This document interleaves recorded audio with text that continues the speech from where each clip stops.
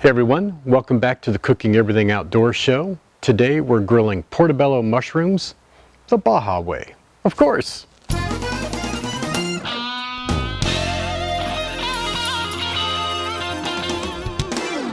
So what exactly are portobello mushrooms the Baja way? Well, as many of you know, I've been doing a lot of traveling, and I actually have a travel blog that I write on quite frequently, and I've gone to lots of different places.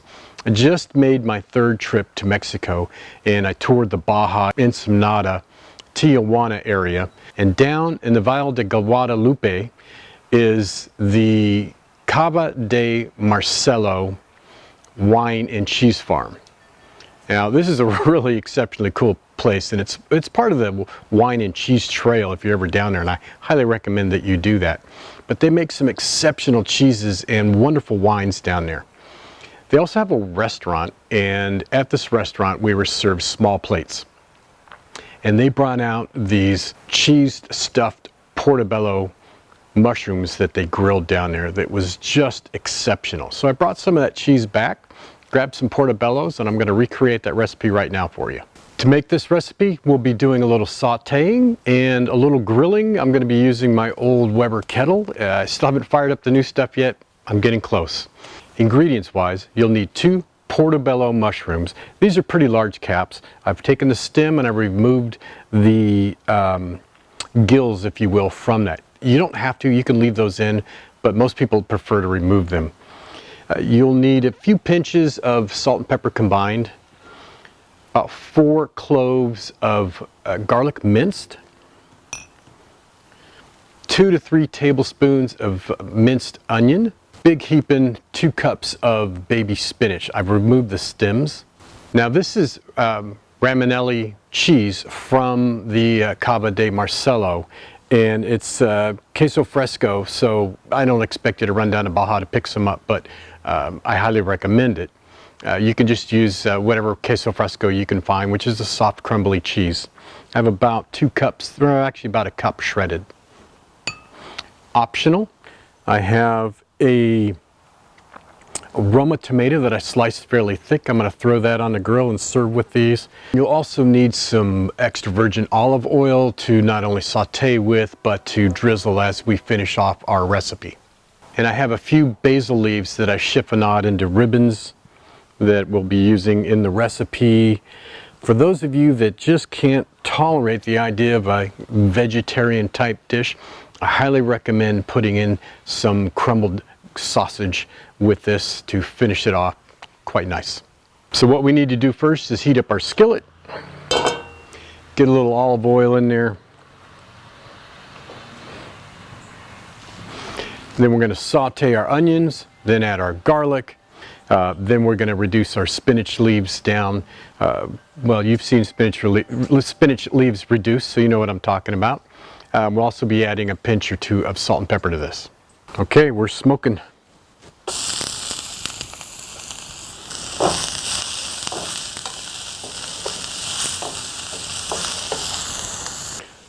Once your onions cook down a bit, you can add your garlic.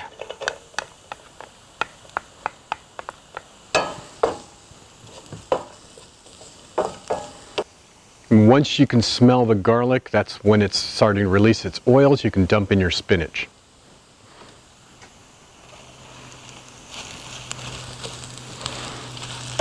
Now this will cook down really fast. You see how this comes and cooks. It actually wilts really, really quick. You can add a little bit of your fresh basil. Okay. That looks good. I don't want it all 100% wilted, so I'm going to turn off my heat. This will cook down just a little bit more, but that's just about where I want it. I want to be able to spoon it into my mushroom caps. Oh, that basil smells so good. So the grill's hot. I've got it set up for 2-zone grilling. I'm going to take my portobello mushrooms and I'm going to put them top side up. I'm going to put a little olive oil on there so they don't stick to the grill. I'm just going to grill it for a few minutes. Then I'm going to oil the top, turn it over, and grill that for a few more minutes while adding the spinach And then when the mushroom's just about done, we're going to move it off the heat, put the cheese in, cover it up, let it melt, and we're ready to go. It's about 3 minutes on one side. I'm going to flip them over.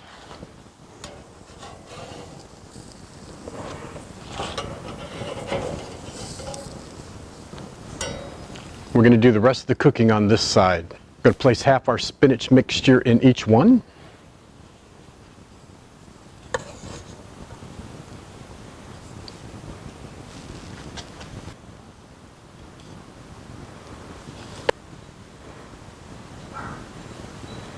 And we'll cook this for several minutes until it's nice and tender. So I've been cooking for about 5 minutes. The mushroom cap is nice and tender. It's got some give to it. So what I'm going to do is I'm going to remove it from the direct heat, put my cheese on. I'm going to grill my tomatoes and melt the cheese all at the same time.